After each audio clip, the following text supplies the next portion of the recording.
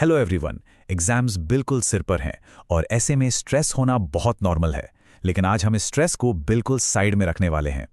आज के इस रैपिड रिवीजन सेशन में हम principles of inheritance and variation यानी जेनेटिक्स के सबसे इंपॉर्टेंट कॉन्सेप्ट्स को डीकोड करेंगे। हमारा टारगेट है उन मुश्किल सवालों को चुटकियों में सॉल्व करना जो एग्जाम में बार बार आते हैं। चलिए शुरू करते हैं। सबसे पहले एक रूल बना लेते हैं, फॉरगेट द नॉइज।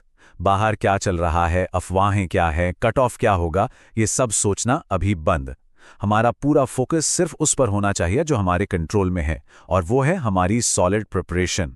ये सेशन पूरी तरह से उन हाई यील्ड टॉपिक्स पर फोकस्ड है जो सीधे एग्जाम में छपने वाले हैं। तो आज का हमारा रोड मैप क्या है? बहुत ही सिंपल और स्ट्रक्चर्ड। हम स्टार्ट करेंगे बेसिक्स, साइंटिस्ट्स और मेंडल के मटर वाले एक्सपेरिमेंट से। फिर जीनोटाइप, फिनोटाइप और ब्रीडिंग के फंडे क्लियर करेंगे। उसके बाद मोनोहाइब्रिड क्रॉस और मेंडल के लॉज, फिर उन लॉज के एक्सेप्शंस और लास्ट में सबसे ट्रिकी पार्ट, पॉलीजेनिक ट्रेट्स और प्लियोट्रॉपी। स्ट्रक्चर सामने हो तो आधी घबराहट वैसे ही खत्म हो जाती है। चलिए सेक्शन 1 से स्टार्ट करते हैं। बेसिक्स, साइंटिस्ट्स और मटर के पौधे। बेसिक्स स्ट्रांग होंगे तभी तो आगे के टफ क्वेश्चंस बनेंगे। अच्छा, अगर हम प्रीवियस ईयर के पेपर्स देखें तो ये नाम बार बार रिपीट होते हैं। ये समझ लीजिए कि ये एक परफेक्ट मेमोराइजेशन टूल है। ग्रेगर मेंडल ने गार्डन पी पर काम किया, ये तो हम सबको पता है, लेकिन विल्हेम जोहानसन ने जीन और प्योर लाइन टर्म्स दिए। विलियम बेटसन ने एलील वर्ड कॉइन किया और रेजिनाल्ड प्यूनेट, इन्होंने ही वो फेमस प्यूनेट स्क्वायर बनाया था। इस लिस्ट को तो दिमाग में एकदम प्रिंट कर लेना है। अब मेंडल बहुत ही स्मार्ट थे। उन्होंने एक्सपेरिमेंट के लिए मटर यानी पाइसम सटाइवम को ही क्यों चुना? इसके बहुत लॉजिकल रीजंस हैं। पहला, इसका लाइफ स्पैन बहुत छोटा होता है, एक ही सीजन में सब खत्म, मतलब उन्हें रिजल्ट्स के लिए सालों इंतजार नहीं करना पड़ा। दूसरा, इसके फूल नेचुरली बाइसेक्सुअल होते हैं, तो सेल्फ पॉलिनेशन एकदम आसान है और आर्टिफिशियली क्रॉस पॉलिनेशन करना भी कोई बड़ी बात नहीं। और सबसे बड़ी बात, इसमें 14 एकदम क्लियर ट्रू ब्रीडिंग ट्रेड्स यानी 7 जोड़ी कॉन्ट्रास्टिंग कैरेक्टर्स मौजूद थे। ओके, तो चलिए अब दिमाग की थोड़ी कसरत करते हैं। ये रहा सीधा पास्ट पेपर्स से एक सवाल। मेंडल के हाइब्रिडाइजेशन एक्सपेरिमेंट्स का एग्जैक्ट टाइम पीरियड क्या था? सोचिए जरा। और सही जवाब है 1856 से 1863। मेंडल का जन्म 1822 में हुआ था, लेकिन जो मेन एक्सपेरिमेंट्स उन्होंने किए वो पूरे 7 साल चले, 1856 टू 1863। ये 7 साल का जो स्ट्रेच है ना, ये डेट्स याद रखना एग्जाम के लिए बहुत जरूरी है। अब आते हैं दूसरे सेक्शन पर, जीनोटाइप, फिनोटाइप और ब्रीडिंग। ये वो टर्म्स हैं जो एग्जाम के प्रेशर में अच्छों को कंफ्यूज कर देते हैं, तो इन्हें हमेशा के लिए क्लियर कर लेते हैं। इसे एक बहुत ही सिंपल एनालॉजी से समझते हैं। जीनोटाइप किसी भी ऑर्गेनिज्म का वो छिपा हुआ इंटरनल जेनेटिक कोड है, जैसे कि कैपिटल टी या कैपिटल टी स्मॉल टी। ये हमें आंखों से नहीं दिखता, लेकिन फिनोटाइप वो है जो विजिबल है, उस कोड का फिजिकल एक्सप्रेशन। जैसे एक पौधे का असल में लंबा दिखना, मतलब कोड अंदर छिपा है और जो बाहर दिख रहा है वो फिनोटाइप है। इसी से जुड़ा है होमोजाइगस और हेट्रोजाइगस का कॉन्सेप्ट। होमोजाइगस, जिसे हम ट्रू ब्रीडिंग या प्योर लाइन भी कहते हैं, उसमें दोनों एलील्स बिल्कुल एक जैसे होते हैं, जैसे प्योर टॉल या प्योर ड्वार्फ।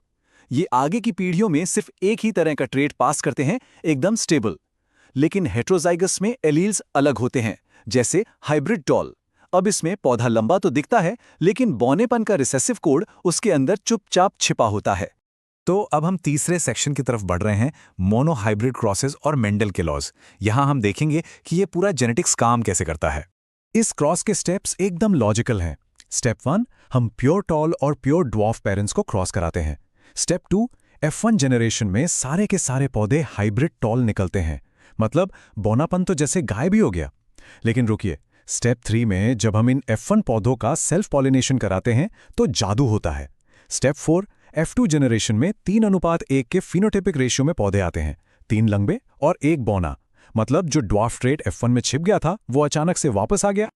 और यहीं से डिराइव होता है मेंडल का सबसे बेसिक लॉ ऑफ सेग्रीगेशन।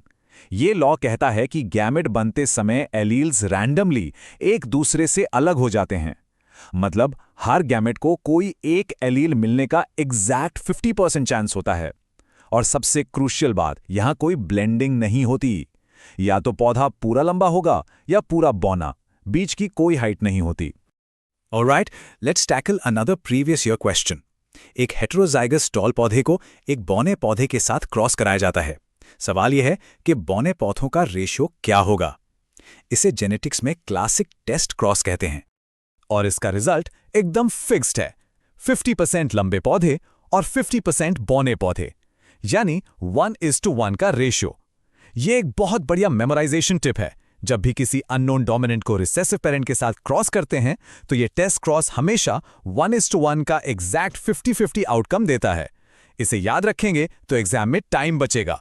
चलिए अब फोकस शिफ्ट करते हैं सेक्शन 4 पर, मेंडल के नियमों के एक्सेप्शंस, क्योंकि जहां रूल्स काम नहीं करते वहीं से सबसे ज्यादा ट्रिकी क्वेश्चंस बनते हैं।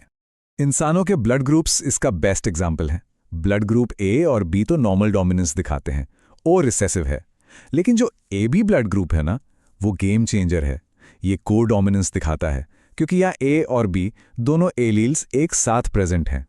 और हाँ, क्योंकि यहाँ पूरी पॉपुलेशन में 3 अलग अलग एलील्स इन्वॉल्व हैं, ये मल्टीपल एलील्स का भी एक क्लासिक केस बन जाता है।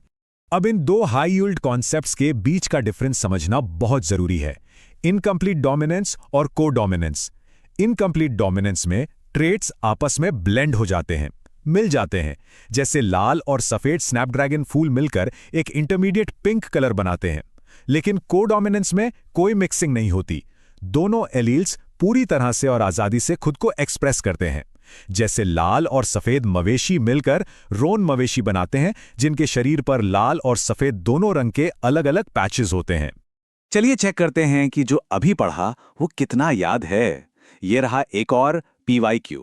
इंसानों में ABO ब्लड ग्रुपिंग किस नॉन मेंडेलियन इनहेरिटेंस पैटर्न का एग्जाम्पल है? अगर आंसर दिमाग में आ गया है तो एक्सीलेंट। ये को डोमिनेंस और मल्टीपल एलील्स का एक क्लासिक एग्जाम्पल है। जो AB ब्लड टाइप है वो A और B दोनों एलील्स को एक साथ इंडिपेंडेंटली एक्सप्रेस होने का मौका देता है। अगर ऐसे सवाल बन रहे हैं तो तैयारी एकदम सही रास्ते पर है। अब हम आ गए हैं अपने लास्ट और थोड़े कॉम्प्लेक्स सेक्शन पर, पॉलीजेनिक ट्रेट्स और प्लियोट्रॉपी। यहाँ मल्टीपल जीन्स और मल्टीपल ट्रेट्स आपस में इंटरकनेक्टेड होते हैं। पॉलीजेनिक इनहेरिटेंस को ना एक स्पीकर के वॉल्यूम डायल की तरह समझना चाहिए। ये 3 या उससे ज्यादा इंडिपेंडेंट जीन से कंट्रोल होता है।